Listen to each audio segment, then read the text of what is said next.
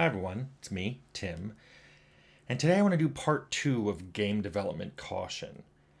Because that video got a lot of views and a lot of comments, and I kind of want to talk about it. Yeah, I know the lighting's weird. It is just dark in Seattle all the time sometimes. Today's a dark day, so I just turned on the overhead light. See how this goes. So, I did the video on game development caution. And on the one hand, there was a lot of really good discussion about it, and that was great. I loved that there was discussion because that's kind of what the game development business needs. It needs people talking about things, talking about processes, talking about problems, just telling people this is what it's like so you can make an informed decision if this is the job you want to do. But there was a problem that ran through the comments on that video, and some of the places that picked up the video continued what I considered to be an issue with how that video was taken. And the problem was that they were focusing on individuals. People were listening to the stories I told and focusing on one of the individuals as the problem and not what the problem was I was trying to illustrate. I mean, I can give an example. There were a lot of people that said I was the bad guy, that I was the obvious bad boss, that I wasn't listening to the people who were working for me. I wasn't accepting their estimates. I was yelling in my office. It's funny. I know I kind of said we were yelling. We were just having a discussion. And it bothered me when I found out, oh, people were bothering. I'll shut the door. We'll go do it somewhere else. But the point of that was more of a, people don't want to talk about issues in detail like that. Most of them just want to be told what to do. That's kind of the point. I wasn't saying that these people are bad.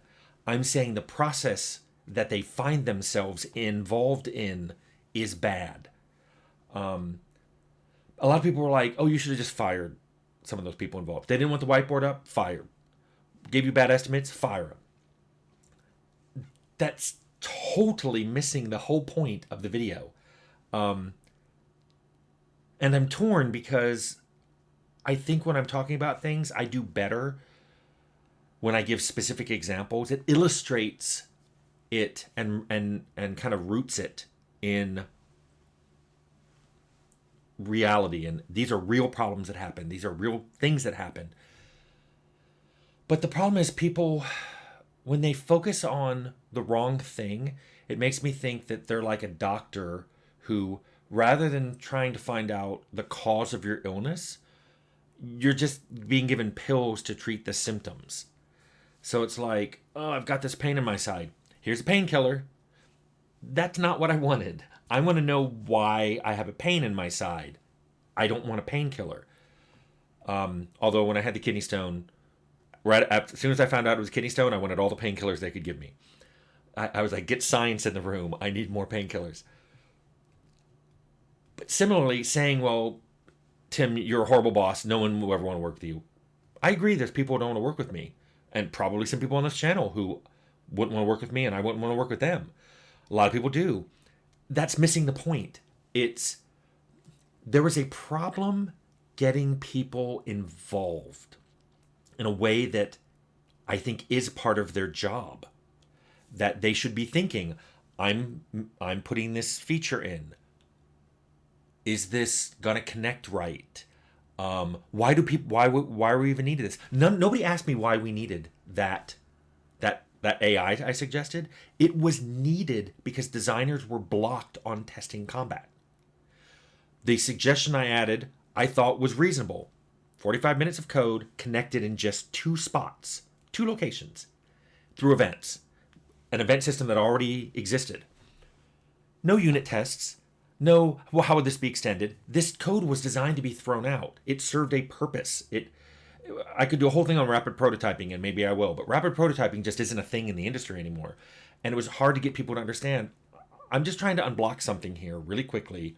You will still be scheduled to do the real AI when it's really going to go in a few more months. We just need the designers and level designers, especially who are making encounters, to be able to get a little better feel for how those encounters will go. But anyway, let's talk about a non-game example. Maybe if I illustrated this with a non-game example, it would make more sense. Let's say there was an intersection near your house, 2 streets intersected, and there were always accidents there. Cars are always running into each other there. Now, a reasonable person might go, okay, are there trees or hedges or other things blocking view there? Maybe we need stop signs or a stoplight, or maybe we need to replace it with a roundabout. Those are reasonable discussions to the problem I just mentioned. People asking questions about what could be the cause of this, and here are some possible solutions. Instead, how I see people talk about it is, oh my goodness, they should ticket everybody who has an accident there, and if you have more than one accident, you just get your license removed. That'll fix it. Or they say, why don't we just reduce the speed on those roads and all the nearby roads to like 10 miles per hour? Then there probably won't be accidents because people can stop in time. And even if there are, no one will get hurt. Or they go, there's accidents there and people are getting hurt a lot. We should build a hospital right on the corner. So then when people get hurt, we can take them right into that hospital. And it's like, all those suggestions, people think they're being reasonable and intelligent. And I'm going to fix this problem of accidents at this intersection. But they're looking at the wrong thing. They're either punishing the people for having the accidents or making it so that the accidents still happen, but the side effects aren't as bad, either in damage or the accidents happen just as badly, but you've got something there to fix the people. It breaks my programmer brain that people think those are suggestions, reasonable suggestions to, there's an intersection with a lot of accidents. And that's how I feel like a lot of people are responding to my stories. They're not thinking about what's causing it. They're looking at the symptoms and going, I can get rid of those symptoms. Trivial. And to put it in another non-game development analogy, let me tell you how I think of this channel, this whole channel, every topic. Every time I start and talk, this is what I'm thinking. I feel like I'm walking around a dark warehouse and I've got a flashlight. And I'm pointing at things in the warehouse. And I'm going, oh, look there. See those boxes? I want people to see them. I want to be aware of what it is they're seeing. And then if it's an issue, maybe they can have some ideas of how to fix it. Now, good suggestions would be, hey, I didn't get a good perspective on those boxes. Can you stand in a different place and illuminate them? Perfectly reasonable answer. Or, hey, I have some ideas of where you should go in the warehouse. Some places that need the light shown. So we can talk about that thing. Perfectly reasonable suggestions. Instead, I get comments like, well, I get oh, you're stupid. I get that worded in many different ways. Or, buy a bigger flashlight, you loser. Which I don't get why anybody would say that. Or, well, just turn off the flashlight. Now there's no problems anymore. People have basically suggested things of, rather than fixing the problem, they're making the problem not visible anymore. And then some people even go, well, you should just leave the warehouse. You should go to the indie warehouse next door. We don't have those problems. And I'm like, okay, but can you not see that there's still a big warehouse with people bumping around in the dark and having problems? Going to the new warehouse doesn't fix the old warehouse. I understand some of you are like, look, I didn't build this warehouse. I don't know how to fix the warehouse problems. I'm going to go over to the indie warehouse. I get it. But, I spent the last 40 years in that warehouse. I want to try to help fix some of these things.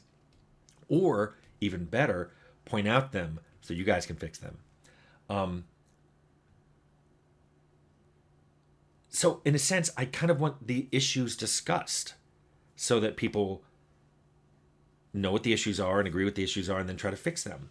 And that's the whole point of this, kind of. I want, in addition to me wanting you guys to go and make great games for me to play, which is a totally selfish reason, but I consider this channel a place for learning about game development topics and discussing them.